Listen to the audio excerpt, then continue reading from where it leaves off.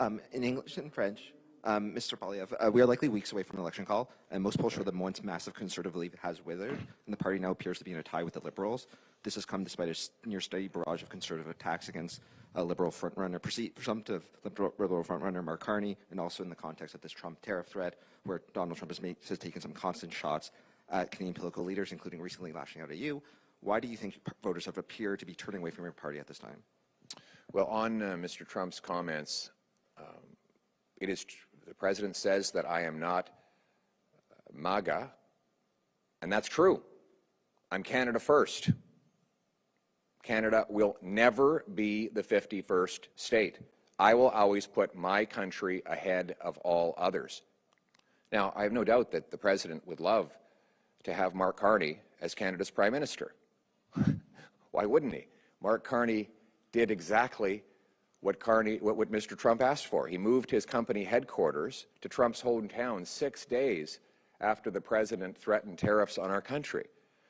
Carney supported carbon taxes on Canada, supported blocking pipelines in Canada while he invested in American coal. Carney's policies, which Trudeau implemented, pushed $500 billion investment dollars out of Canada to the U.S., exactly as Trump wanted.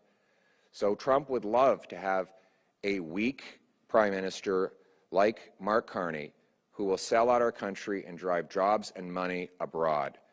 He probably doesn't want a strong leader like me who will axe taxes, greenlight big projects, make this the best place in the world to do business, and bring home the hundreds of billions of dollars of investment that Carney-Trudeau Liberals have driven south. Mr.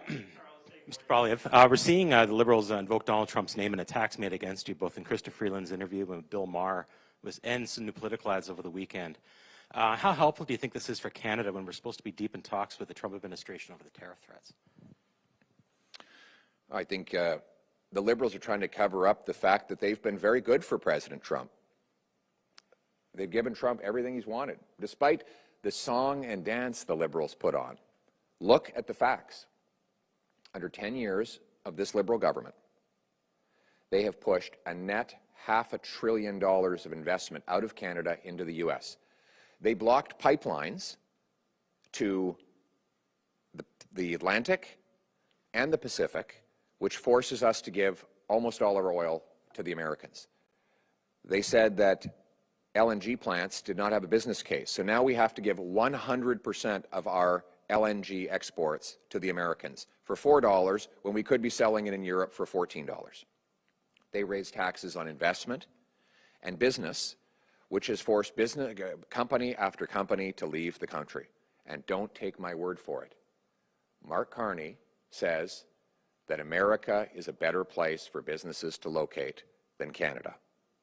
The environment minister said the other day that the resource minister said the other day that Mark Carney was making a good shareholder decision by moving his company out of Canada.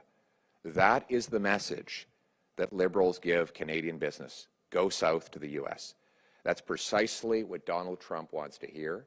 I think President Trump will be popping champagne when he finds out that Mark Carney is leading the Liberal Party, because he knows that Carney will sell out Canada again. By contrast, I will put Canada first. We will cut the taxes, speed up the projects, bring home production to our country. We will be a self-reliant, strong, and sovereign nation that restores Canada's promise. Thank you. That concludes today's press conference. Thank you very much. Thank you.